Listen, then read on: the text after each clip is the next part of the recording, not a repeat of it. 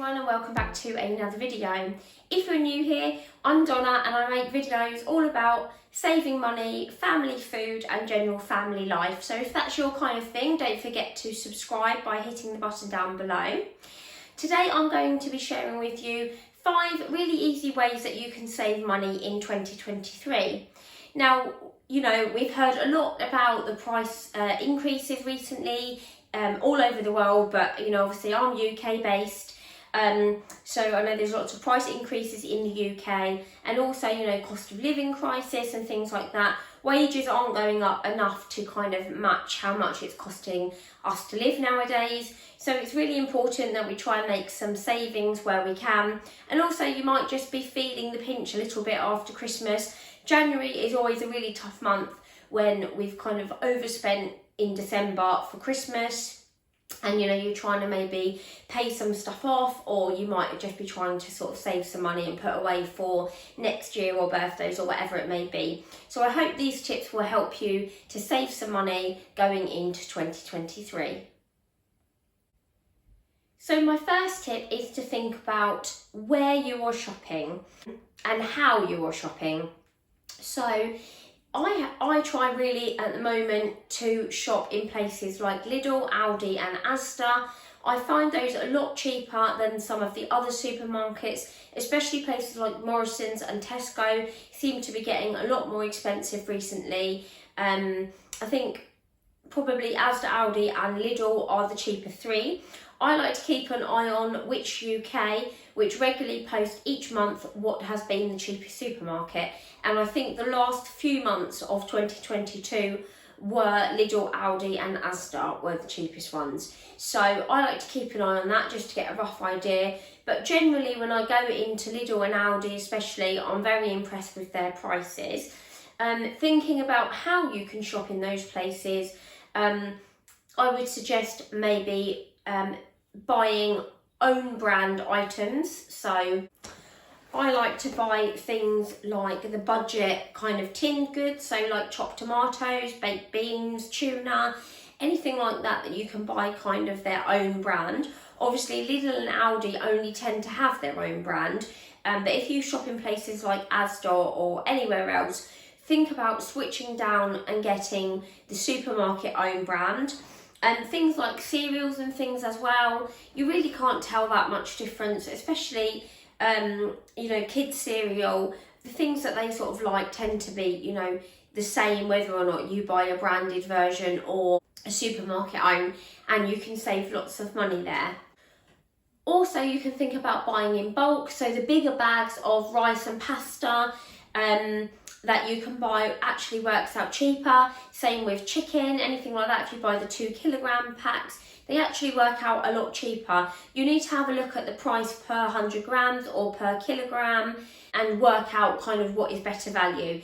It might be that you may be better off buying those things in bulk at the beginning of the month to save some money, and then just doing a top-up shop for your fruit and veg as you need to. Or you might be able to just buy things in bulk and kind of reuse those items for plenty of meals. I like to buy a bigger mince and portion it out for several meals. Same with chicken and rice and pasta. I tend to buy a big bag and just put some into a jar in my kitchen and have that there for all of the meals that we need. So really have a think about where you are shopping and how you are shopping. Tip number 2 is to save money on your energy. So we don't actually have a tumble dryer anymore. It went wrong last year and we made the decision not to buy a new one. Instead, I bought a heated airer. I find that just takes the edge off the clothes a bit quicker than if you have it on a normal airer, so it doesn't smell sort of foisty if it's been damp for too long.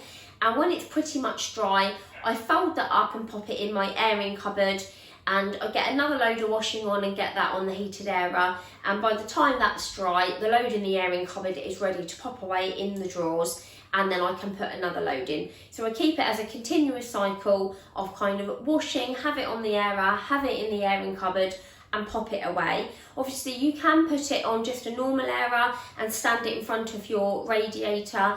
I find that does cause quite a lot of condensation, but you can always buy a small dehumidifier from like Home Bargains or somewhere for about £1 and just stick it near where you have your air, and I find that sucks up all the condensation. So that's a good way to save energy. Obviously I've been trying to use my air fryer more, so I've just recently got a new Foodie Ninja for Christmas, but before that I had one of the older Tefal Actor fries, so I would always use my air fryer where I could save putting the oven on, and equally I use my slow cooker quite a lot as well, and I pop that on, just leave it all day, and you can even batch cook in those things and just freeze it, and then you'll have a load of stew or bolognese or whatever it may be in the freezer that you can just defrost during the day and then just pop it in the microwave in the evening. And that way you're saving time and effort and electricity also. You can also just switch your heating down by 1 or 2 degrees, and you probably won't even notice. Just put a vest top or something on underneath your clothes to keep the warmth in, and you probably won't really notice that it's sort of a degree or 2 cooler in your house, but it will save you some energy over the year. Tip number 3 is to try and eat less meat or fish. So that may be reducing your portion sizes and bulking those meals out with extra veggies, pulses, beans, anything like that, lentils, just so you're still full up, but just reduce the amount of meat or fish that you're using. It could be that if you still want to have a good amount of meat, you could maybe have a couple of meat-free days and sort of swap out for veggie burgers or veggie chili.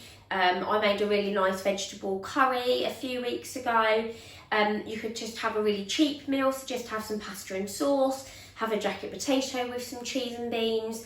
Just mix it up. It doesn't have to be complicated gourmet food. You don't need to go out and buy special vegetarian or vegan options.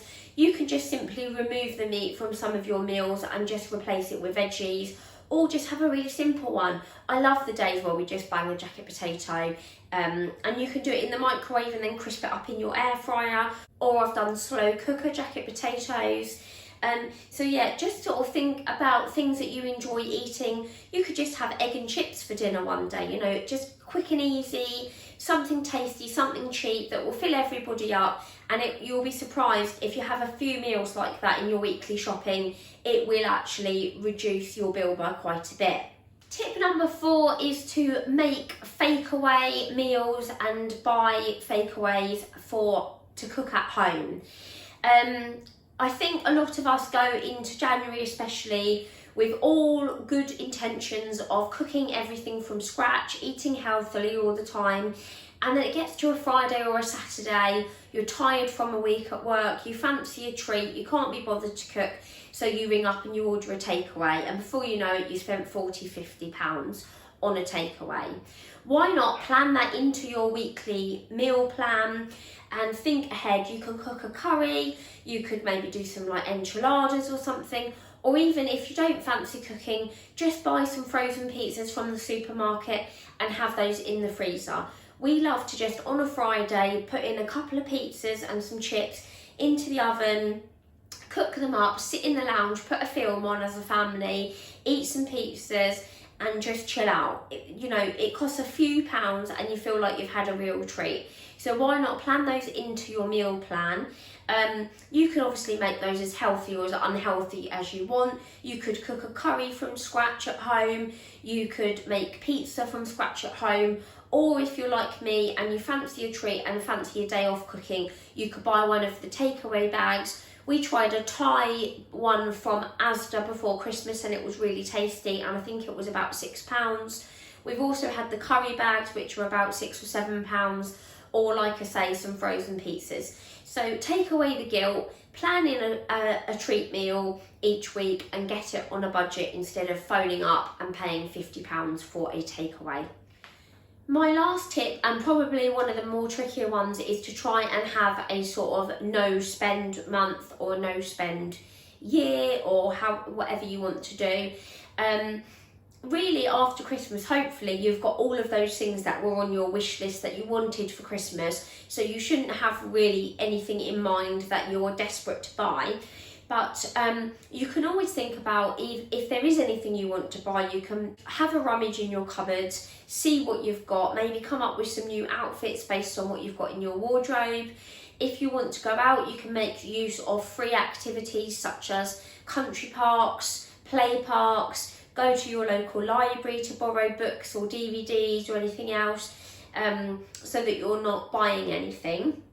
Like I say, plan in takeaways and things from home so you're not spending out on takeaways.